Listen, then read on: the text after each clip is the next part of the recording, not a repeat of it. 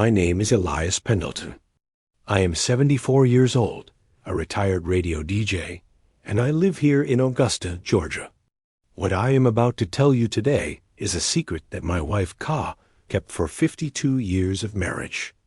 It was a secret so painful that she chose to live in the dark her entire life rather than show me the truth. When I finally discovered it, I understood that true love goes much deeper than what the eyes can see. We spent 52 years together. We raised 3 children, saw 4 grandchildren born, and built an entire life side by side.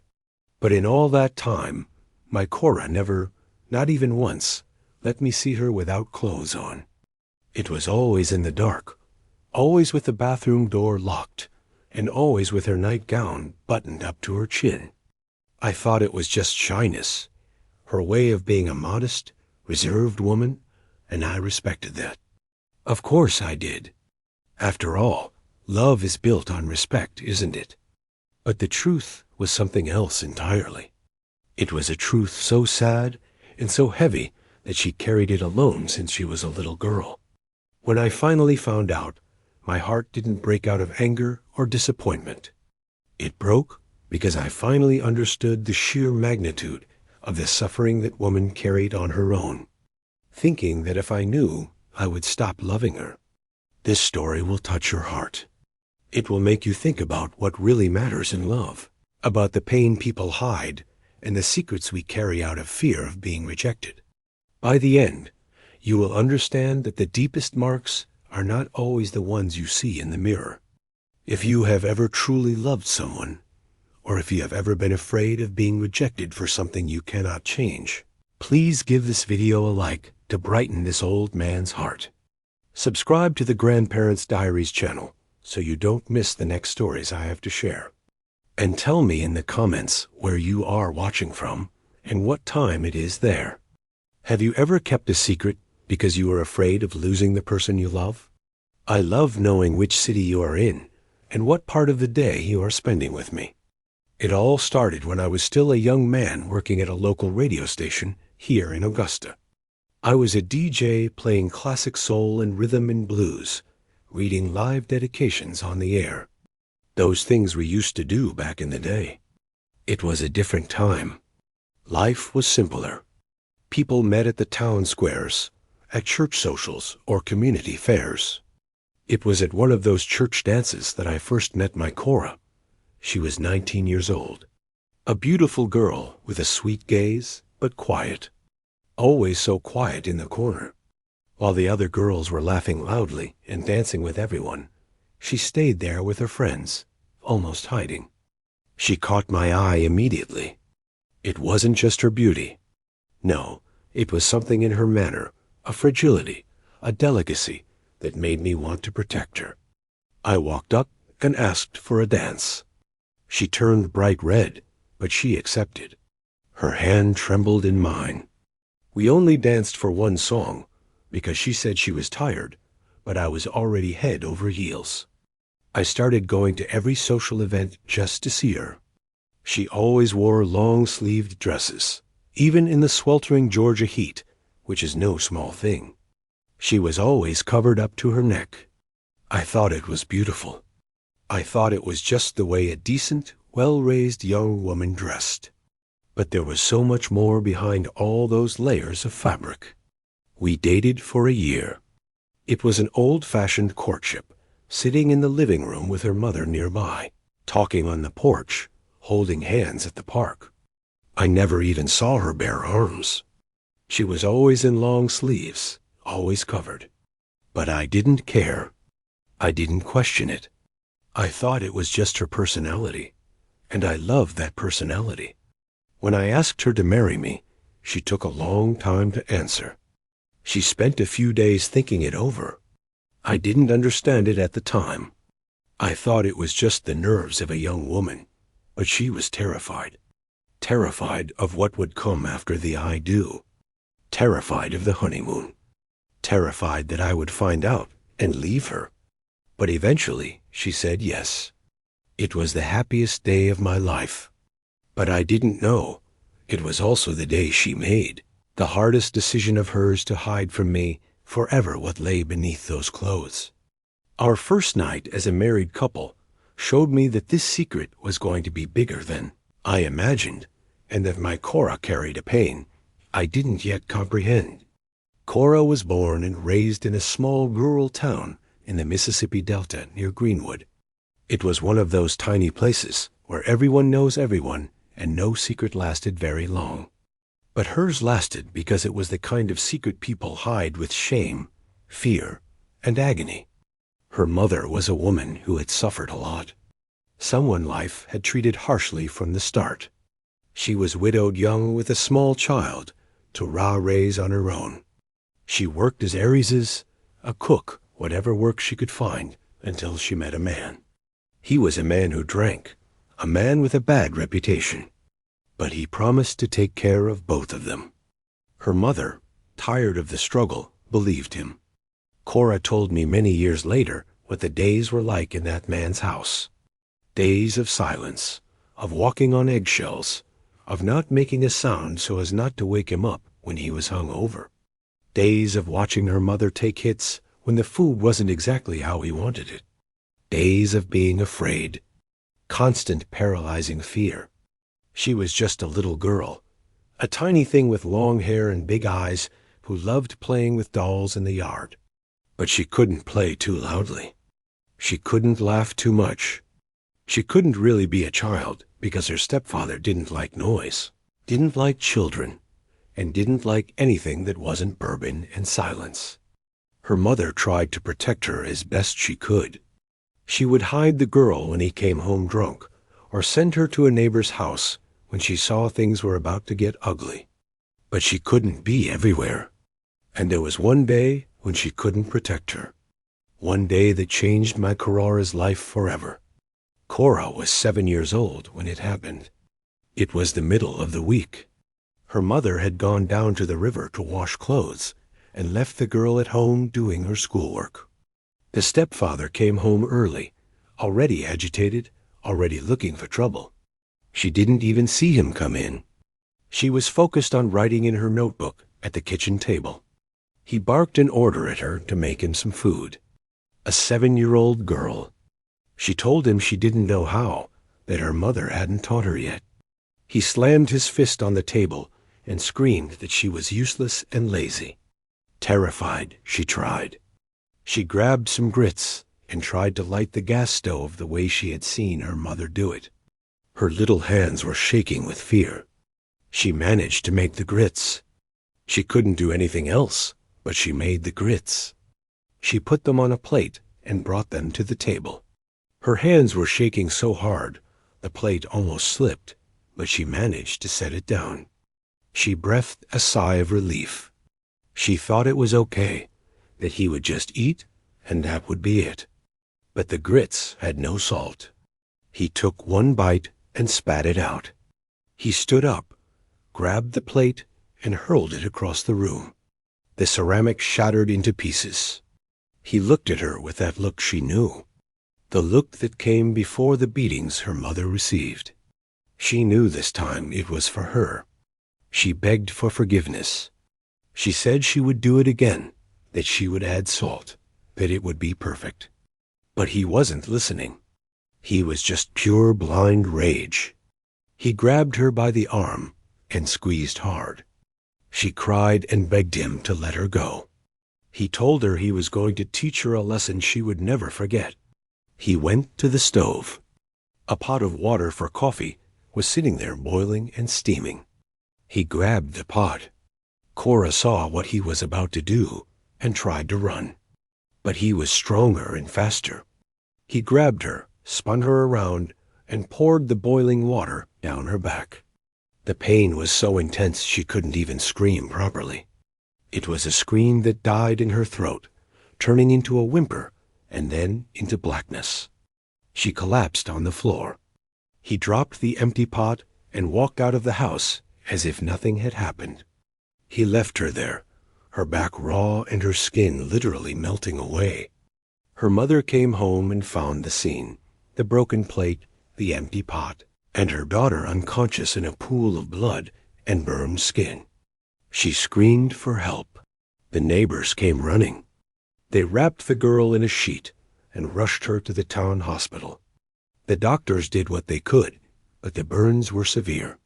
Third degree, they said it would leave a mark forever. Cora spent 3 months in the hospital. 3 months of agonizing treatments, of screaming in pain, of crying for her mother.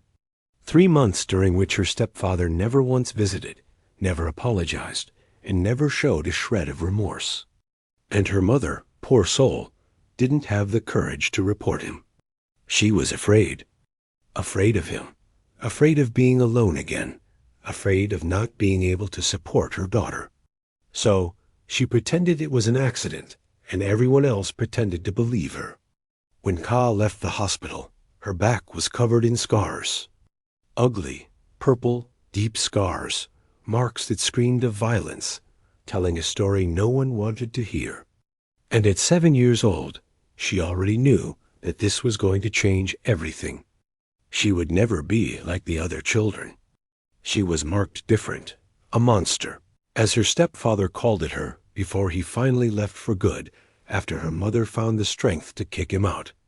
She grew up hiding, always in long sleeves, even in the heat. She never went to the swimming pool with her friends. She never took her shirt off in gym class. The other kids thought it was weird. They teased her, called her strange and bitter. And when someone once caught a glimpse of the scars in the school locker room, the word they used was exactly that, monster. Ka grew up believing it. She believed she was a monster, that no one would ever want to marry her, and that she would die alone until she met me. And then the fear grew even larger, because she loved me from the very start.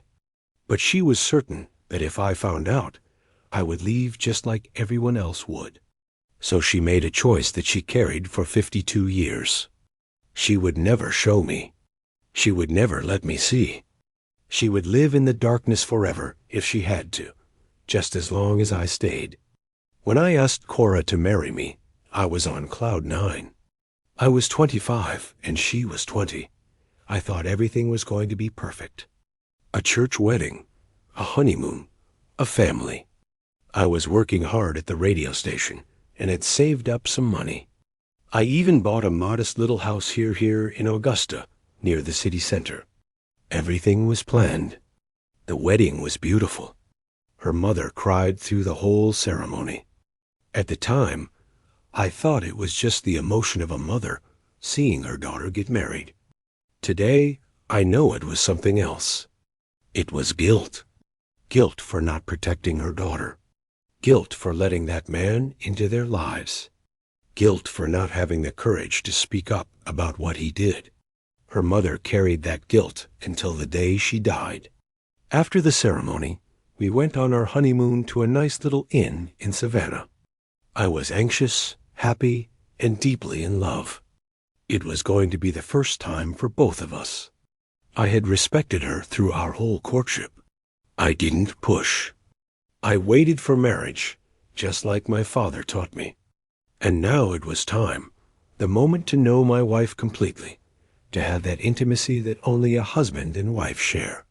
But when we entered the room, Cora started to tremble.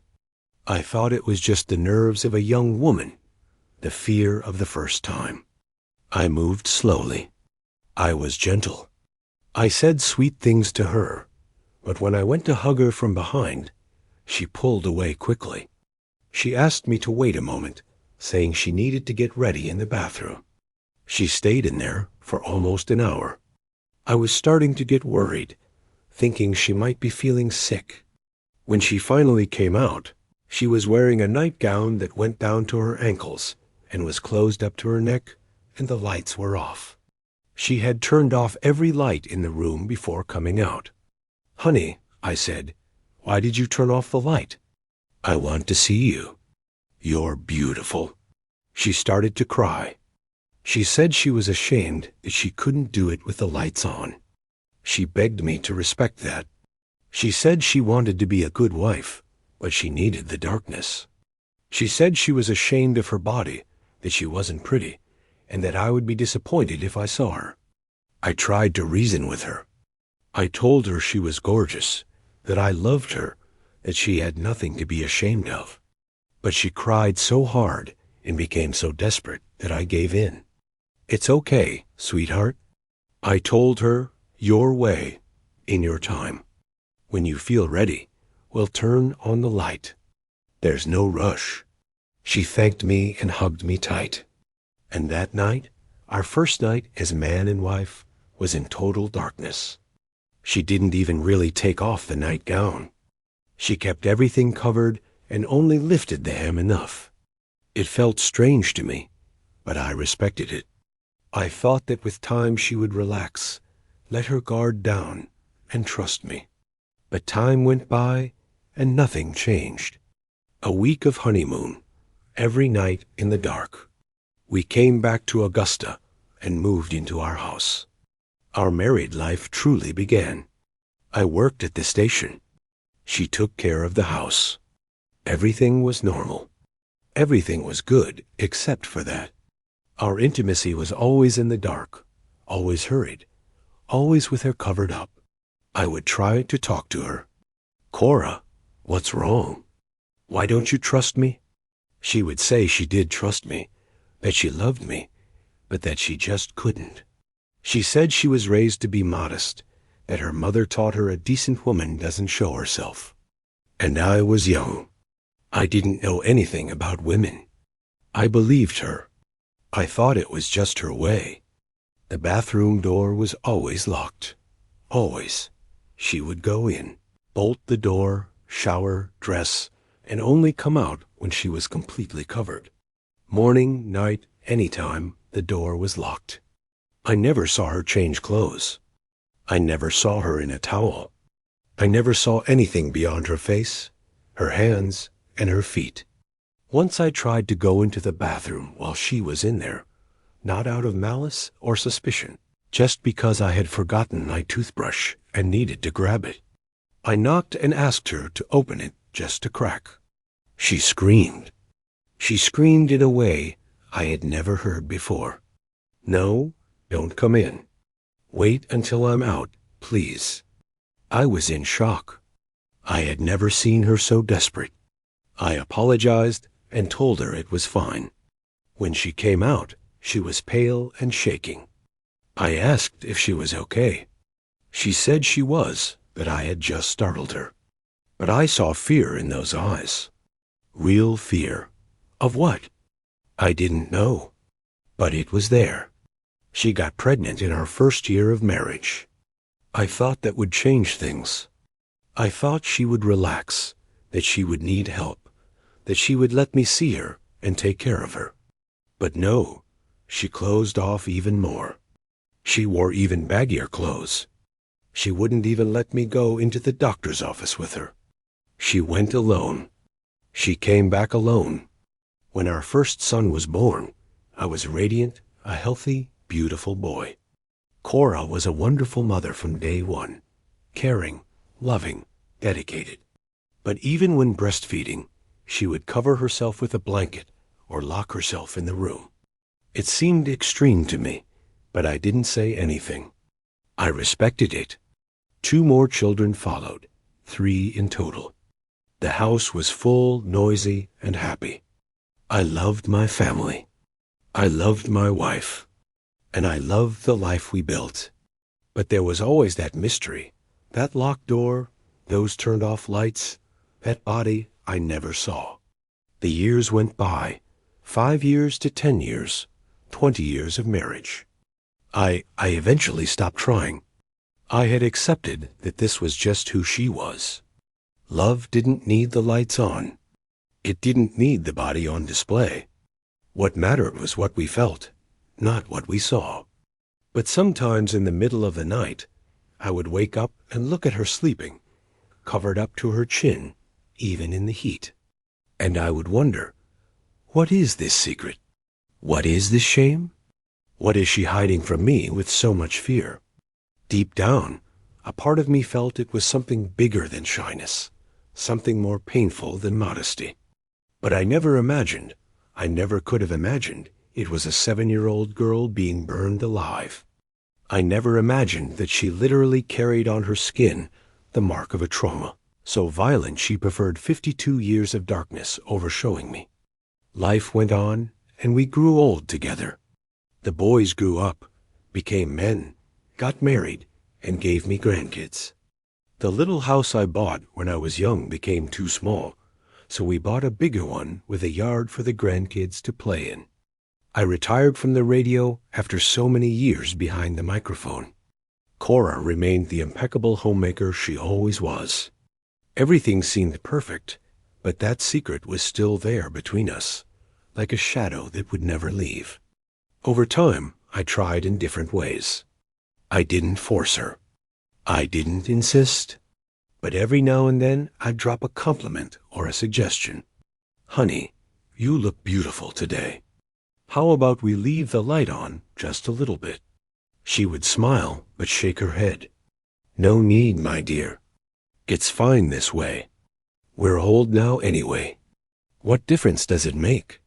And I would let it go, because truly, what difference did it make? I loved that woman. I loved her as she was with her quirks and her fears. If she didn't want to show me her body, that was her business. What mattered was that she was with me, that she cared for the family, and that she loved me. Or at least that's what I tried to tell myself. But there were days it hurt. It hurt to see her hide from me as if I were a stranger. It hurt to go into the bathroom after her and feel the steam from the shower, imagining her in there alone, washing a body I never saw. It hurt to lie down beside her every night and know there was a part of her I would never know. It was as if she didn't fully trust me, as if she was keeping a piece of herself just for her. Once when we had been married many years and the kids were grown, I tried to have a serious talk about it. We were sitting on the porch on one of those beautiful Georgia evenings with the sun setting and the birds singing. I took her hand and said, "Well, Cora, we need to talk about this, about you not letting me see you. It's not normal, honey. Couples who love each other don't hide things." She immediately grew tense. She pulled her hand away and crossed her arms. "Elias, we've talked about this 1,000 times. It's just how I am. Can't you accept me for who I am?" I told her I did accept her. Of course I did. But that I couldn't understand why, after all these years and 3 children and an entire life together, she was still ashamed of me. She started to cry. "It's not shame of you. It's shame of myself, of my body. I had 3 kids, Elias. My body isn't the same. I have stretch marks. I'm sagging. It's everything bad you can imagine. I don't want you to see me like this. I want you to remember me the way I was when we first met." I tried to argue. I told her that a woman's body after having children is beautiful, that I didn't care about stretch marks or sagging or any of that. I just wanted her, however she was, but she wouldn't listen. She got up, went into the house, and was cold toward me for 2 days. I learned not to bring it up again. The grandkids started coming, 4 of them in total. The house was full on weekends with that beautiful noise of children running and playing and asking Grandma for cookies. Cora was a doing grandmother, the kind who does everything the grandkids ask. She made cornbread, cobblers, and those sugar cookies they loved so much. Her kitchen always smelled of good things, of love turned into food. But even with the grandkids around, her routine didn't change. Bathroom door locked, clothes changed in the bedroom, with the door shut. Never under any circumstances was she seen without being fully dressed. The grandkids sometimes found it strange. "Grandma, why don't you get in the pool with us?" She'd give excuses. "Grandma's tired, sweetheart. Grandma doesn't like the water. I'll stay here and make snacks for you all." Once our youngest daughter-in-law mentioned to me, "Pops, don't you think Miss Cora is overdoing it in this heat? She's wearing long sleeves. She's going to get heat stroke." I gave a hollow laugh and said it was just her habit, that she had always been that way. But inside, I knew she was right. It wasn't normal. It never was. The excuses changed over time. At first, it was the shyness of a young girl. Then it was a mother's body. And now it was an old woman's body. Elias, I'm old. I'm wrinkled and ugly. You don't want to see that? Believe me. And I always fell for it. I always believed her. Always respected it until something different started to happen. Cora began to forget things. At first, it was small things. She'd forget where she put her keys. She'd forget if she turned off the stove. She'd forget the name of the youngest grandson.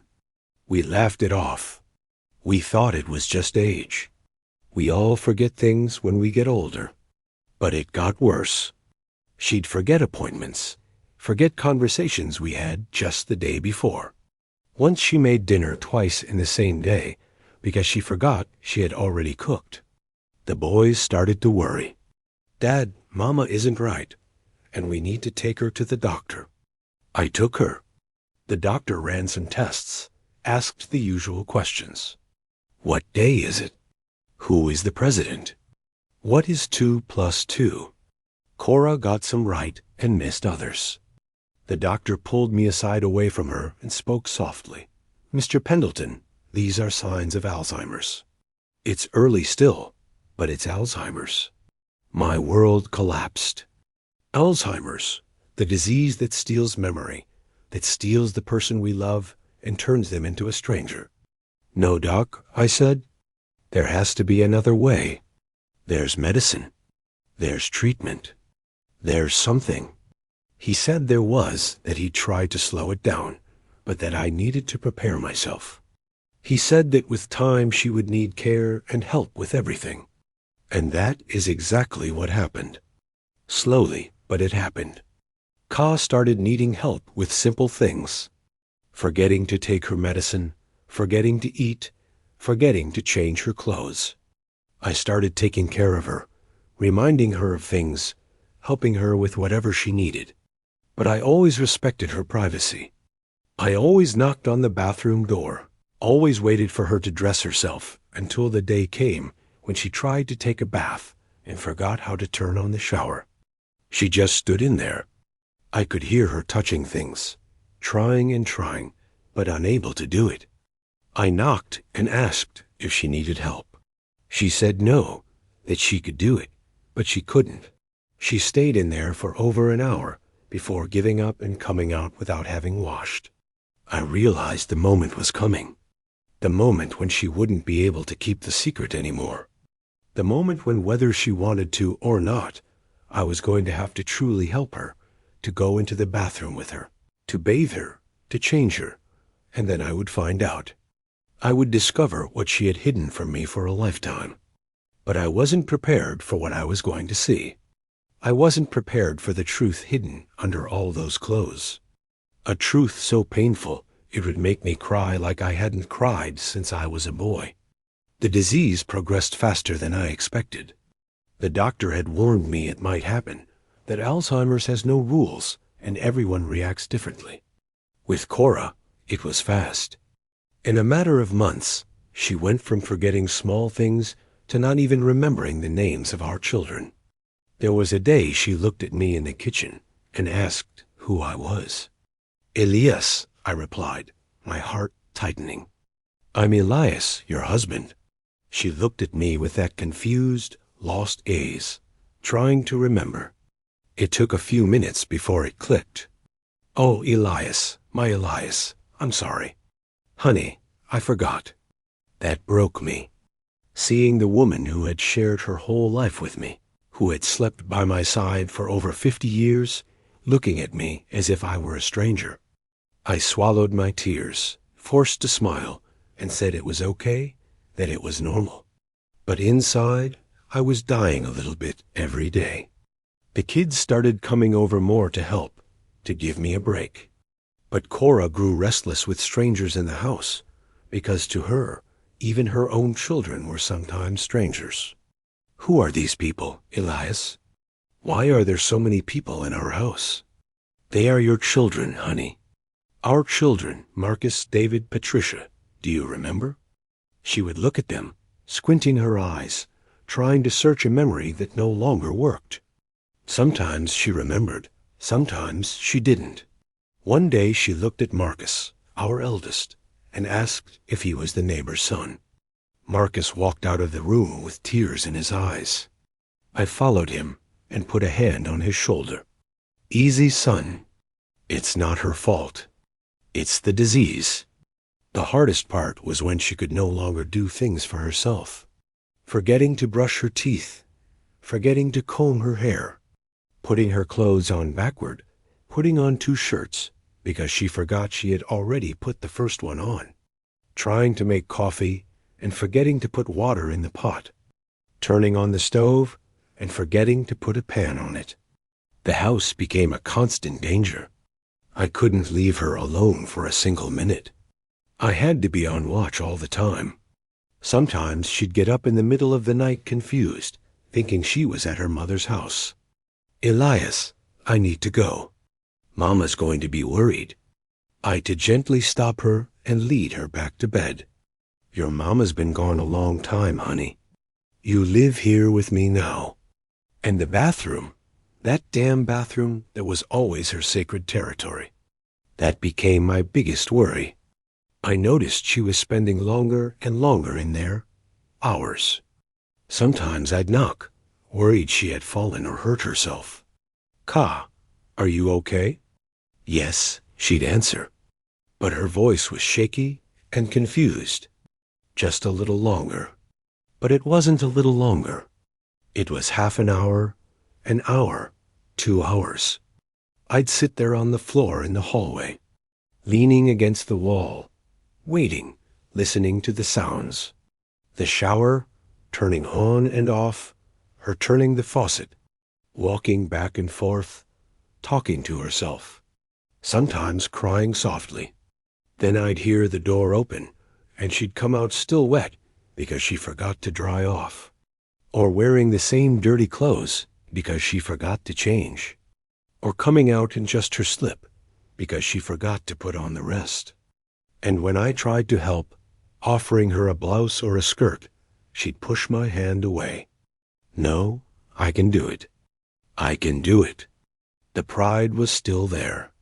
Even with her mind confused, even forgetting almost everything, she remembered one thing.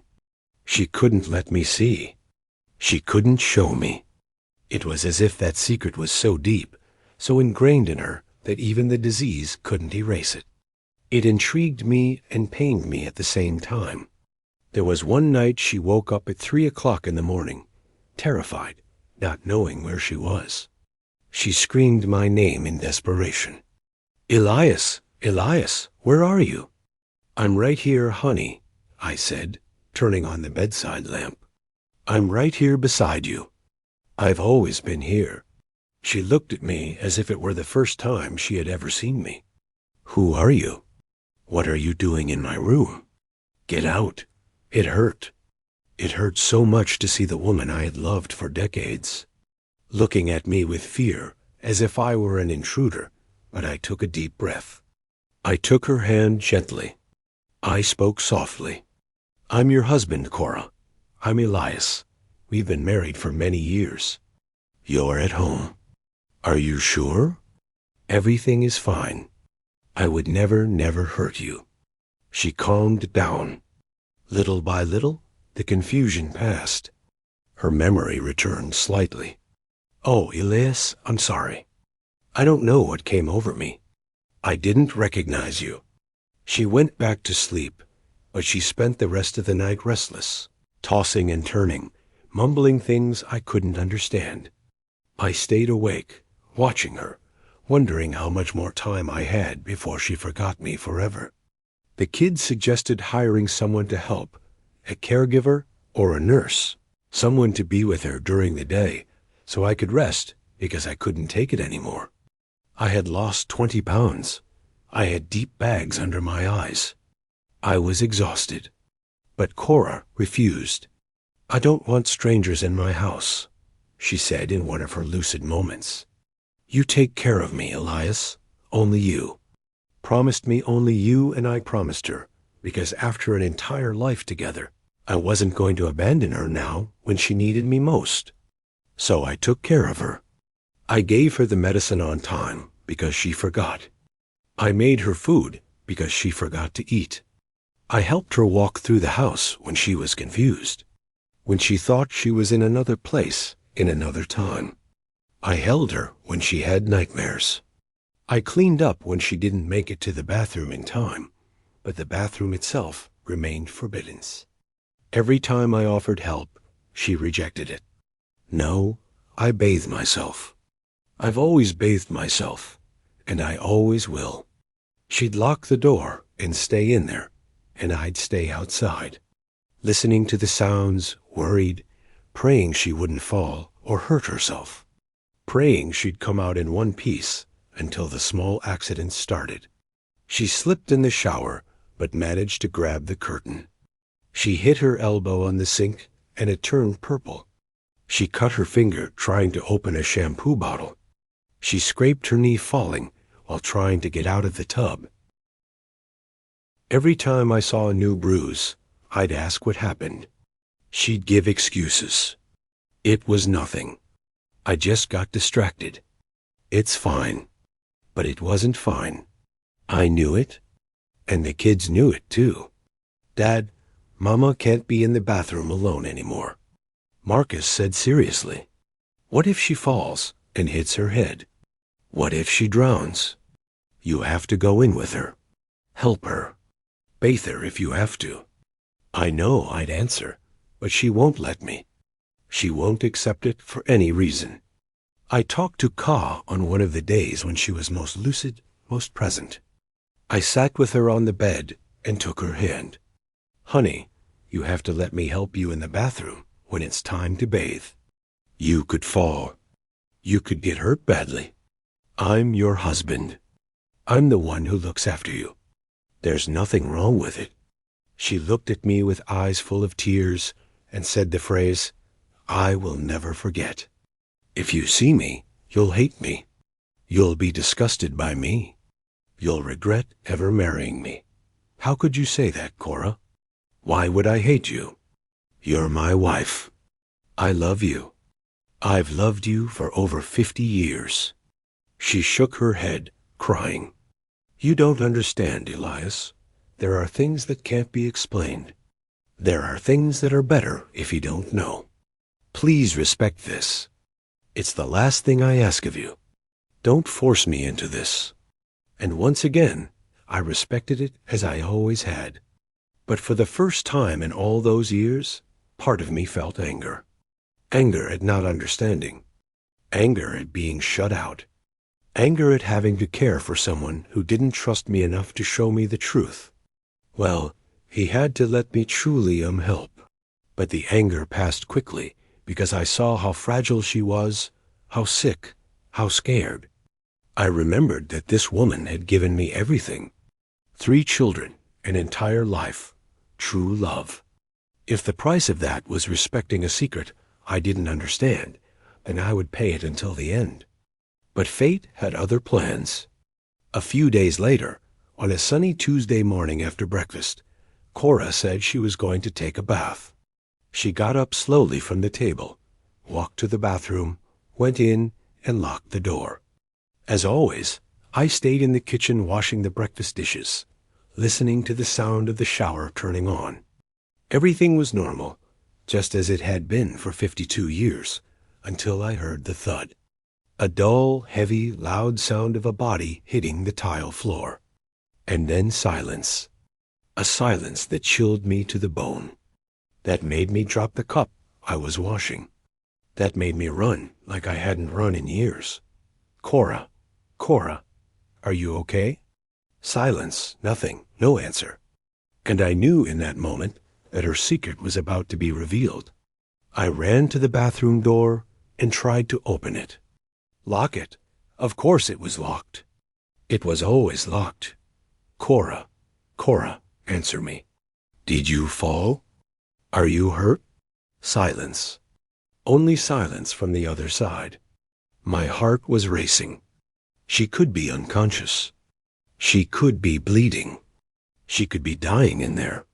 While I stood outside, blocked by a locked door and a 52-year-old secret, I shoved the door with my shoulder. Nothing. I shoved again harder. The door moved but didn't open. Cora, please answer me. My God, answer me. And that's when I heard it. A low, weak moan of pain. She was alive, but she was hurt, and I needed to get in. I took a step back and threw myself against the door with all the strength a 74-year-old man could muster. The old wood creaked. The lock gave a little. One more time and another, until the door burst open, hitting the wall, and I nearly tumbled inside. And that was when I saw it. Cora was lying on the floor, on her side naked, completely naked. For the first time in 52 years of marriage, I was seeing my wife without her clothes on. But it wasn't the nakedness that hit me. It wasn't the body of a 71-year-old woman with the natural marks of age and motherhood. It was what was on her back. Scars. So many scars. Huge purple, deep deformed scars covering her entire back from her shoulders down to her waist. Scars that looked as if the skin had melted, creating ridges and ripples. Marks so ugly and so violent that it was impossible not to be shocked. My God, the words left my mouth before I could even think. My God in heaven, Cora, what? What is this? She heard me. Even lying there on the floor, even dizzy from the fall, she heard me. And her first reaction wasn't to ask for help or complain about the pain. It was to try and cover herself. She turned her head, saw me standing there staring, and began to sob. No, don't look. Please don't look. She tried to roll over, tried to hide her back, but she couldn't move well. She had hit herself hard. I was paralyzed for a few seconds. I couldn't process what I was seeing. Those marks, those horrible scars. My Cora, my wife, carrying that on her back her whole life, hiding it from me for 52 years. Why? What had happened to her? But it wasn't the time for questions. She was on the floor, hurt, trembling, and crying. I needed to help. I needed to snap out of the shock and help my wife. I took a deep breath, swallowed my surprise, and knelt beside her. Easy, honey. Easy. I'm going to help you. I'm going to pick you up. No, she cried out, trying to push me away. Don't touch me. Go away. I didn't want you to see. I didn't want forgive me. Forgive me, Elias. And she cried. She cried so hard her whole body shook. She was crying from shame, from pain, from desperation. She was crying like someone who has kept a secret too heavy for too long. I gently took her arm. Cora, stop. You fell. You're hurt. I need to get you up. I'm going to grab a towel. I'll cover you, but you have to let me help. She kept crying, but she stopped resisting. She let her body go limp. She surrendered. I grabbed a large soft towel hanging nearby and draped it over her carefully, covering her back, covering her whole body. There, you're covered. Now I'm going to lift you up slowly. Tell me if it hurts. I put my arm under her and lifted her carefully. She moaned in pain, but managed to stand, leaning on me. I led her to the bedroom slowly, step by step. She could barely walk. She was dizzy and weak. I laid her on the bed on her stomach, because if I laid her on her back, it would hurt on those marks. I covered her with the sheet. I'm going to get some ice for where you hit yourself. I'll be right back. I went to the kitchen and grabbed some ice, wrapped it in a cloth, but my hands were shaking. My head was spinning. Those scars, those horrible marks. What had happened? Burns. They were burns. I knew how to recognize them. But burns of that size, of that severity, that wasn't a household accident. That was violence. Someone had done that to her on purpose. I went back to the room. Ka was lying there still, her face buried in the pillow, sobbing softly. I placed the ice carefully on the side of her hip, where she had hit the floor. She whimpered, but didn't complain. We stayed there in silence for a few minutes. Me sitting on the edge of the bed, her lying down. The weight of a 52-year secret filling the entire room until I couldn't take it anymore. Cora, I need to know what happened to you. Those scars? Where did they come from? She didn't answer. She kept her face in the pillow, silent. Honey, I insisted. I'm your husband. We've been together for over 50 years. Please tell me. She turned her face toward me. She looked at me with eyes red and swollen from crying. You're going to hate me, she whispered. When you know you're going to hate me, you're going to be disgusted by me. I will never hate you, I replied. Never, no matter what happened. I love you, and I've always loved you. That isn't going to change. She closed her eyes, took a deep breath, and began to speak. I was 7 years old, Elias. Only 7. I lived with my ma and my stepfather in a little town near Greenwood. My real father had died when I was very small. My mama met this man and then moved in with him. He drank every day. And when he drank, he became violent. He'd hit my mama, break things in the house, scream and curse. I was so afraid of him, so afraid. I would walk on eggshells, try not to make a sound, try not to draw attention to myself. But it didn't matter. He'd always find a reason to hit or scream. She paused, her voice trembling. There was one day she stopped. One day when my mama had gone to the river to wash clothes, she left me at home doing my schoolwork. He came home drunk earlier than usual. He ordered me to make him food. I was 7 years old. Just I didn't know how to cook well, but I had to obey, or he'd hit me. I tried to make grits. I managed to make them, but I forgot the salt. He took a bite, spat it out, threw the plate on the floor, and it shattered. He went into a rage. He said I was useless, that I was good for nothing, and that he was going to teach me how to do things right. She stopped talking. She was shaking, reliving all of it. I took her hand. Go on, honey. You can talk. I'm right here. He grabbed me by the arm, she continued, her voice nearly disappearing. He dragged me to the stove. There was a pot there with boiling water for his coffee. He grabbed the pot. I saw what he was going to do. I tried to scream. I tried to run, but he was too strong. He spun me around and poured the water over me. Tears were streaming down her face. I felt the skin melt. Elias, I felt the flesh burning. The pain was so great, I couldn't even scream. I just blacked out. I fell to the floor. And he walked out of the house as if nothing happened. He left me there alone, burning. My mama came home and found me. She called for help and took me to the hospital. I was in there for 3 months. 3 months of treatments, of pain, of screaming every time they changed the bandages. The doctors said the burns were severe and would leave an ugly scar. And they did. You saw them. My God, Ka, I was crying now too. My God, how horrible. You were a child, a little child. When I left the hospital, she continued, my mama finally found the courage to kick him out, but the damage was done. It wasn't just the scar on my body. It was the scar on my soul. I grew up thinking I was a monster, that I was ugly, that no one would ever want me. At school, the kids teased me. When they saw my back in the locker room, they called me monster. Burned girl freak. I stopped going to the pool. I stopped doing gym.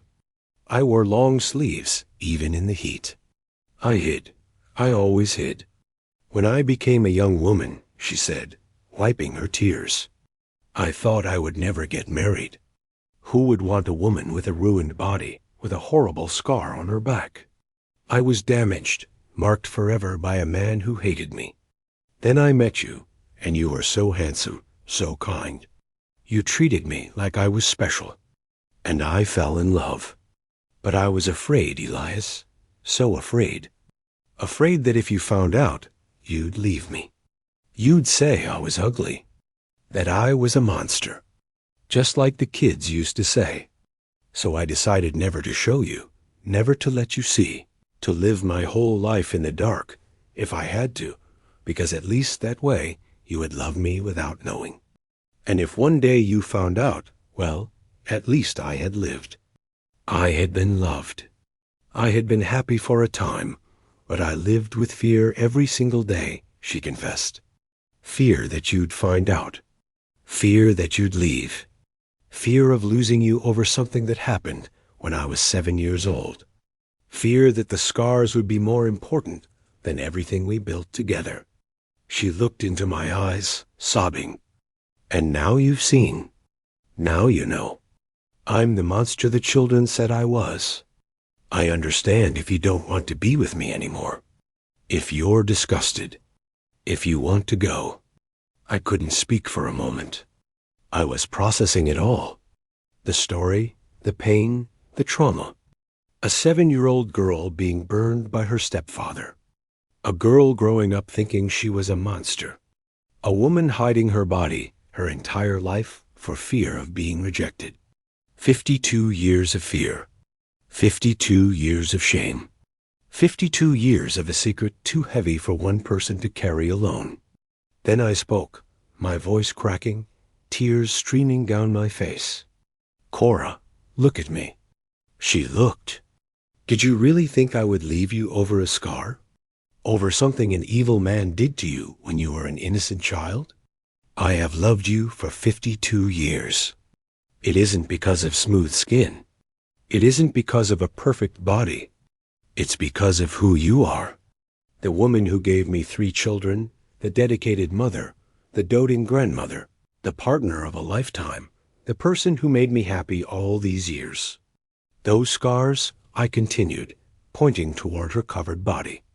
They don't make you a monster. They make you a warrior. You survived hell when you were 7 years old. You survived the cruelty of children. You survived the trauma, the pain, and the shame. And yet, you built a life. You loved.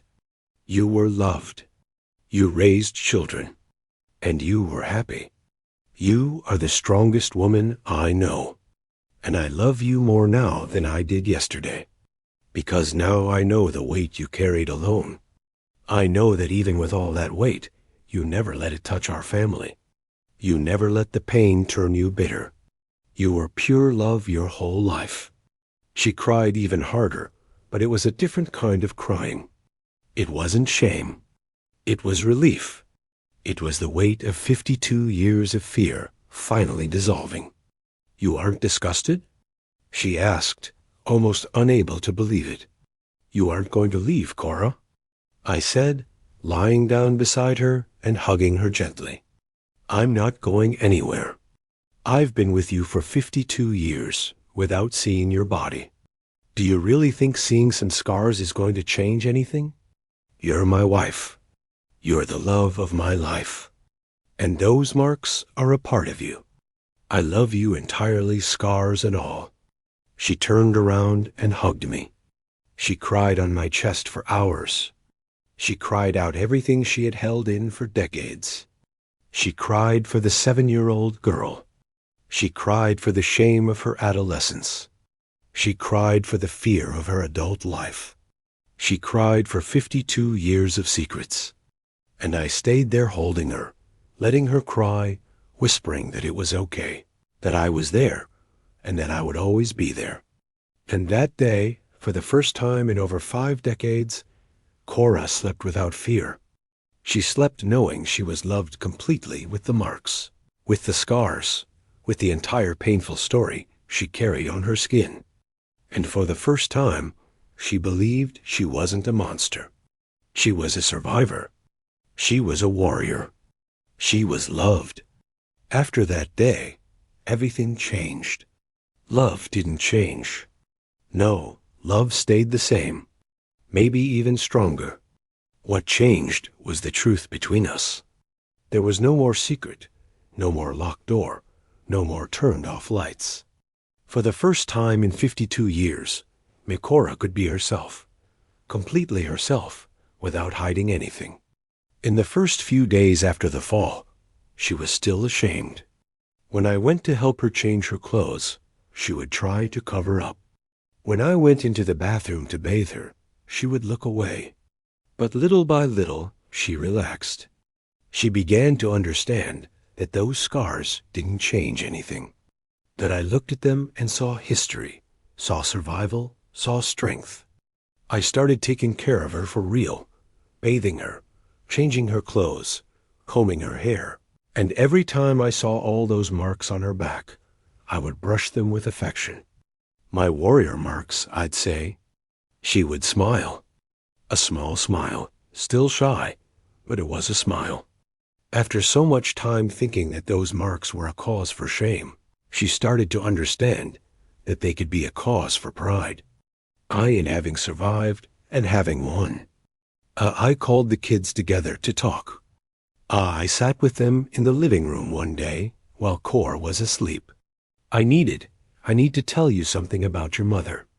They grew worried and thinking the disease had worsened. It's not that they said Misoto. It's about her life, about something she hid from everyone, including me, for many years. I told them the story.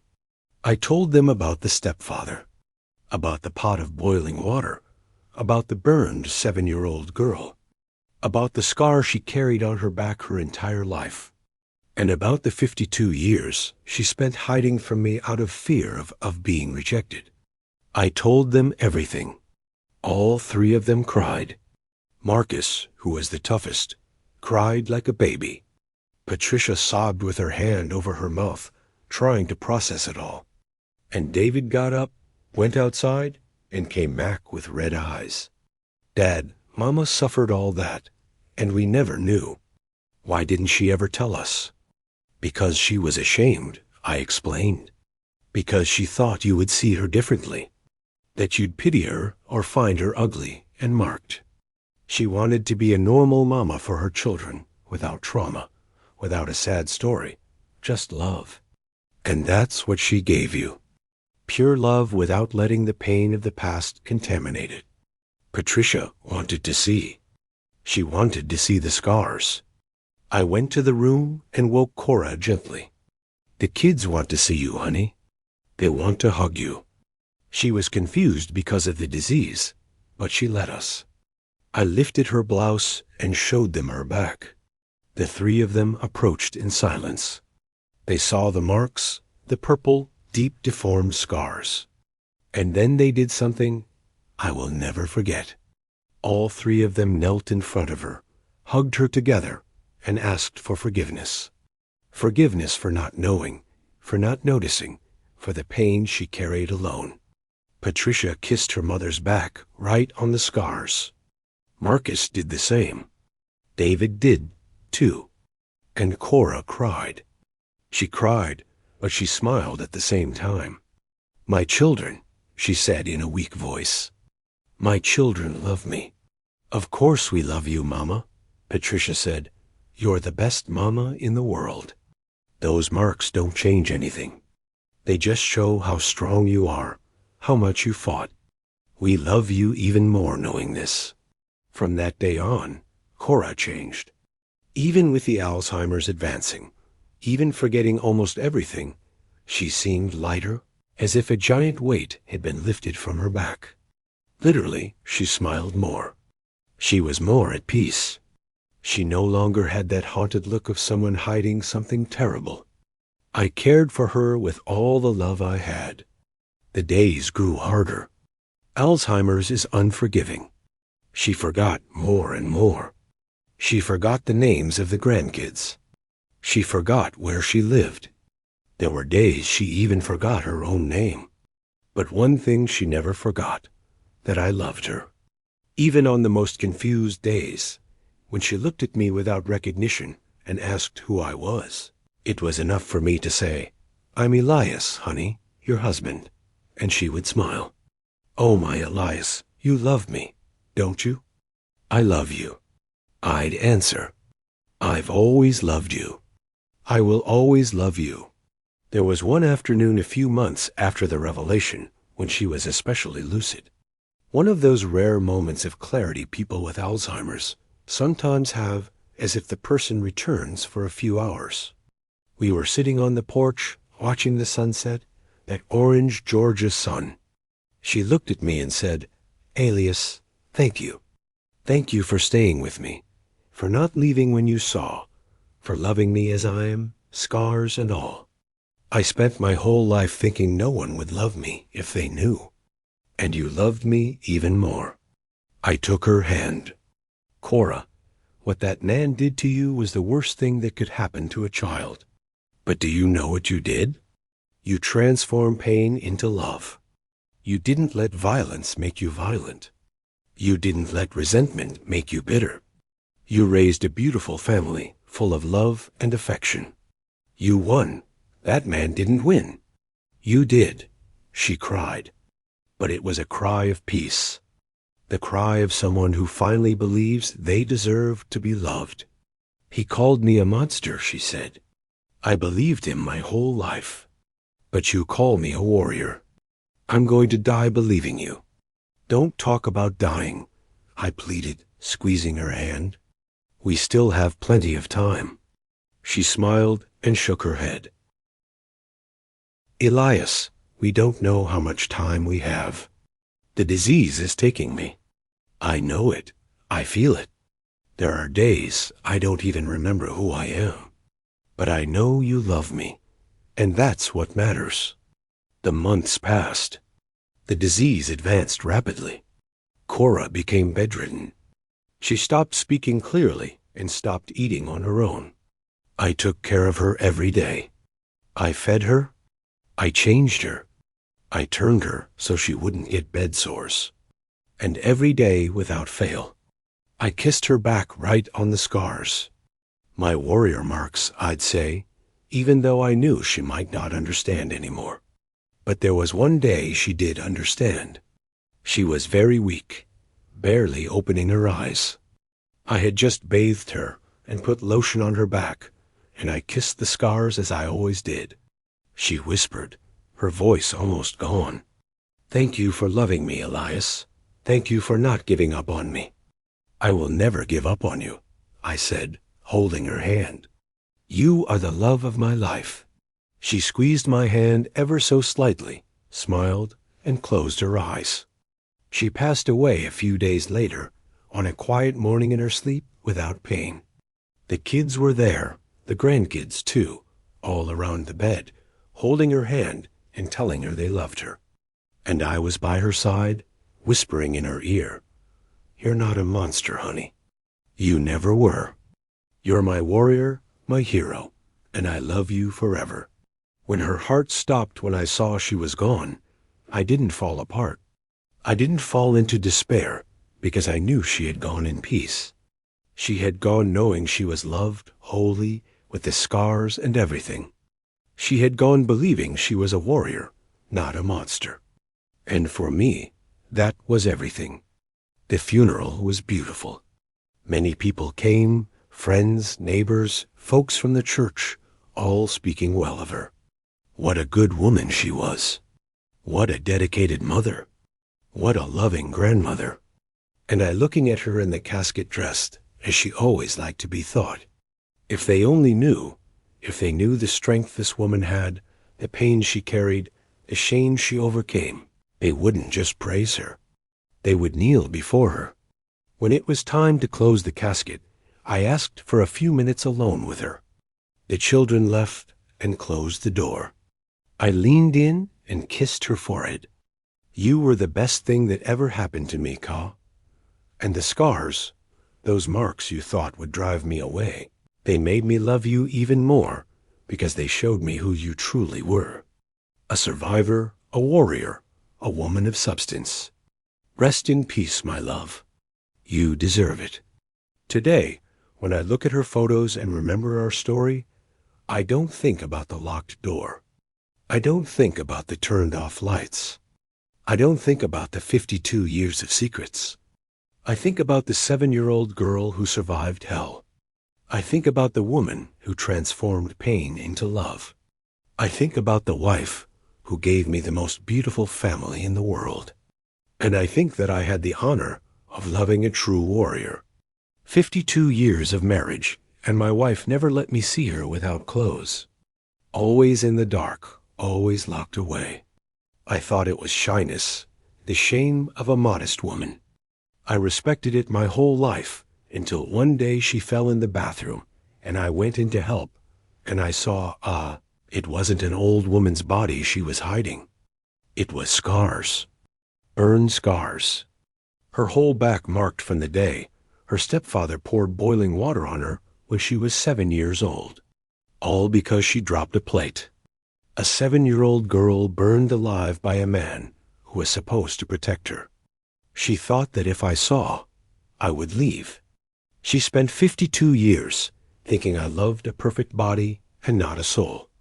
She spent 52 years hiding what made her feel like a monster. A word she heard her whole life from children, from classmates, from that cursed stepfather who marked her forever. Do you know what I felt when I saw? It wasn't disgust. It wasn't disappointment. It was love. A love greater than anything I had ever felt, because I understood the strength of that woman. She survived hell as a child. She grew up hiding the pain. She loved me without believing she deserved to be loved. She gave me 3 children, thinking she was damaged. She lived 52 years, afraid of losing me over something that wasn't her fault. She was my warrior. Those scars were medals of survival. I spent the last years of her life kissing those marks. My warrior marks. I'd tell her, and she would smile. After all those years, she finally smiled when she looked at her own body. Cora died knowing she was loved entirely with scars and all. Her stepfather said she was a monster. I said she was a hero. She lived most of her life believing him. She died believing me. True love doesn't need the lights on. It doesn't need a perfect body. It doesn't need smooth skin. True love sees in the dark. And when it finally does see, it loves even more because it realizes the marks a person carries are proof that they fought, they survived, and they won. I'm really glad you're here and that I could share my story with you.